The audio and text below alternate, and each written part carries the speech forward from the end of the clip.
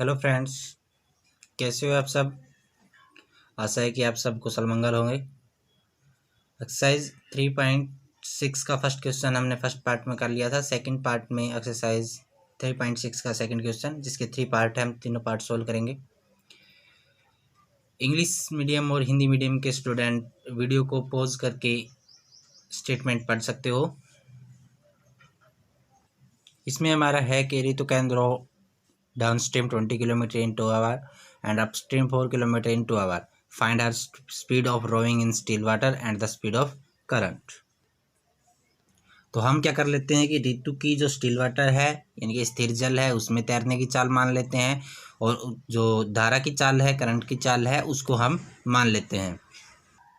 Late कर लिया हमने speed of Ritu of rowing in still water, यानी कि ऋतु की स्थिर जल में तैरने की चाल है वो x किलोमीटर पर आवर मान ली हमने, और स्पीड ऑफ करंट जो है, धारा की जो चाल है, वो हमने y किलोमीटर मान लिया। अब देखो इसके अंदर क्या है, आपकी अनुकूल यानी कि डाउनस्ट्रीम और अपस्ट्रीम दोनों जो स्पीड है वो हमने देखनी पड़ेगी। इसमें क्या होगी, तो डाउनस्ट्रीम की अगर हम बात करें, डाउनस्ट्रीम का मतलब क्या होता है, जिस दिशा में आपका जल जाता है, जिस दिशा में आपकी धारा है, यानी कि जल जिस दिशा में बह रहा है आपका, उसी दिशा में अगर कोई तैरता है तो उसको बोलते हैं डाउनस्ट्रीम, यानी कि अनुकूल चाल। और अगर जिस दिशा में आपकी धारा बह रही है उसके विपरीत दिशा में अगर कोई तैरता है या कोई जाता है तो उसको बोलते हैं अपस्ट्रीम, यानी कि प्रतिकूल। तो उन्हीं दोनों को हम मान लेते हैं। देखिए, अगर हम सेम दिशा में जाएंगे तो कुछ तो स्पीड होगी आपकी करंट की, यानी कि कुछ तो स्पीड होगी धारा की, और कुछ स्पीड उसकी तैरने की होगी, तो दोनों प्लस हो जाएगी डाउनस्ट्रीम में। और अपस्ट्रीम की अगर बात करें, अपस्ट्रीम में क्या होगा कि जितनी स्पीड होगी किसी की तैरने की वो कम हो जाएगी, क्योंकि जो जल होगा वो विपरीत दिशा में से आएगा, है ना, विपरीत दिशा में से आएगा और उसको तैरने से रोकेगा। तो जो जल की यानी कि धारा की जो चाल होगी उसको हम, करंट की जो चाल होगी उसको हम माइनस कर देते हैं किसी की भी तैरने की चाल में, तो वो आ जाएगी अपस्ट्रीम की एवरेज स्पीड। ओके, तो अब इन दोनों को देखो कैसे करते हैं। तो स्पीड ऑफ ऋतु डाउनस्ट्रीम के अंदर यानी कि धारा की दिशा के अंदर जो मानेंगे वो दोनों की प्लस हो जाएगी, धारा की भी और ऋतु की भी, दोनों की ये हमारी क्या हो जाएगी, प्लस हो जाएगी, x + y kilometre per hour. और अगर हम अपस्ट्रीम की बात करें यानी कि विपरीत दिशा के अंदर बात करें, तो अपस्ट्रीम में क्या हो जाएगी, ऋतु में से धारा की माइनस कर देंगे, करंट की माइनस हो जाएगी कितनी, किलोमीटर पर आवर। अब हम आ जाते हैं अकॉर्डिंग टू क्वेश्चन। इसमें हम जो फॉर्मूला लगाएंगे वो फॉर्मूला लगाएंगे हमारा स्पीड का। ओके, स्पीड का फॉर्मूला लगेगा, और स्पीड का फॉर्मूला लगेगा आपका डिस्टेंस बाय टाइम का। तो अगर आप स्टेटमेंट को दोबारा से देखोगे तो उसमें क्या है आपका कि 20 किलोमीटर 2 घंटे में जाती है डाउन स्ट्रीम में। तो डाउन स्ट्रीम की जो स्पीड होगी आपकी वो कितनी है, x + y। 20 किलोमीटर जाती है, दूरी 20 हो जाएगी, और समय आपका कितना है, 2 घंटे का हो जाएगा, ये कैंसिल आउट हो जाएगा 10 से। तो x + y = 10, ये इक्वेशन आपकी फर्स्ट हो जाएगी। इसी प्रकार से उसने सेकंड कंडीशन में बोल रखा है कि 4 किलोमीटर 2 घंटे में जाती है, वो जाती है अपस्ट्रीम में, तो अपस्ट्रीम की स्पीड हो जाएगी x - y की। ठीक है, 4 किलोमीटर जाती है और 2 घंटे में जाती है, तो 2 से कट जाएगा 2 पे।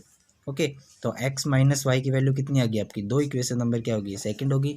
दोनों इक्वेशन को हमने सोल्व करना, तो इक्वेशन सेकंड में से फर्स्ट को माइनस कर लो या फर्स्ट में से सेकंड को माइनस कर लो, आ जाएगा हमारा। इन दोनों को इक्वेशन को सोल्व करेंगे, x की और y की वैल्यू हमारी आ जाएगी।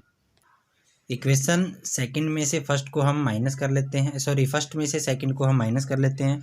ये माइनस का हो जाएगा, ये प्लस का हो जाएगा, ये माइनस का ये कैंसिल आउट, वाई 2y हो जाएगा, यहाँ से 10 में से 2 जाएगा, ये 8 हो जाएगा हमारा। y की वैल्यू यहाँ से निकालोगे आपकी 4 आ जाएगी। ओके, y की वैल्यू 4 को हम रख देते हैं किसके अंदर, इक्वेशन 1 या इक्वेशन 2 में पुट कर देते हैं।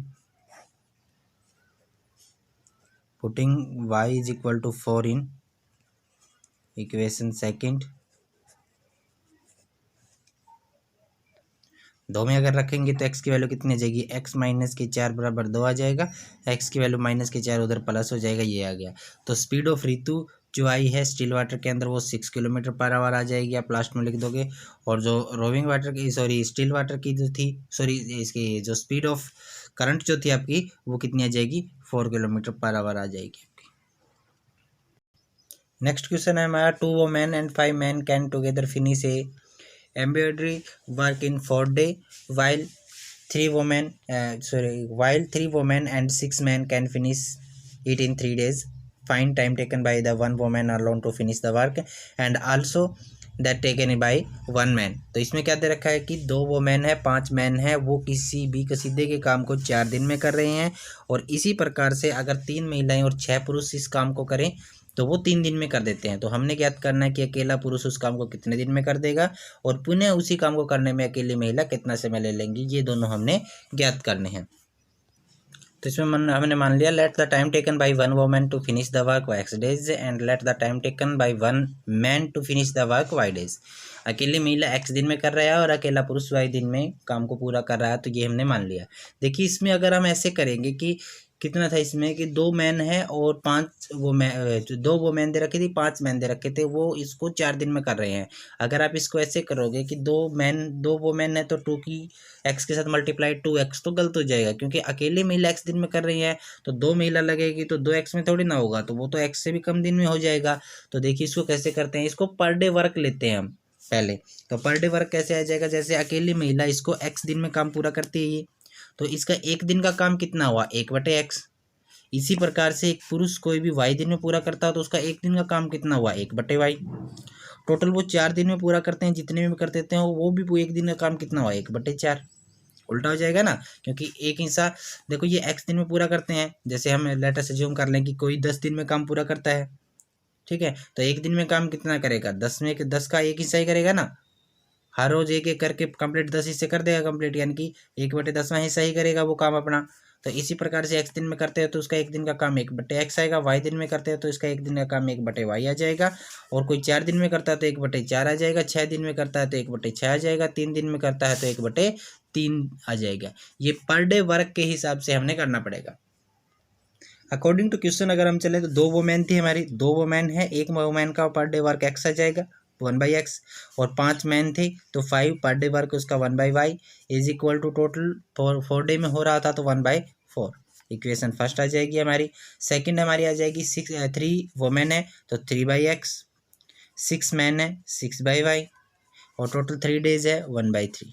ये इक्वेशन नंबर हमारी सेकंड आ गई। इन दोनों में 1/x और 1/y को लेट कर लेना हमने, ठीक है। 1/x को हमने u मान लिया, 1/y को हमने v मान लिया और वहां से हम इस इक्वेशन को, इन दोनों इक्वेशन को लीनियर इक्वेशन में कन्वर्ट करके दोबारा से सॉल्व कर सकते हैं। 1/x की वैल्यू u और 1/y की वैल्यू v हम इक्वेशन 1 और इक्वेशन सेकंड में पुट करेंगे तो यहाँ पे आ जाएगा आपका 2u, यह आ जाएगा आपका 5v इज इक्वल टू 1/4 है। 4 के इधर मल्टीप्लाई कर देंगे तो इक्वेशन हो जाएगी हमारी 8u plus 20v is equal to 1।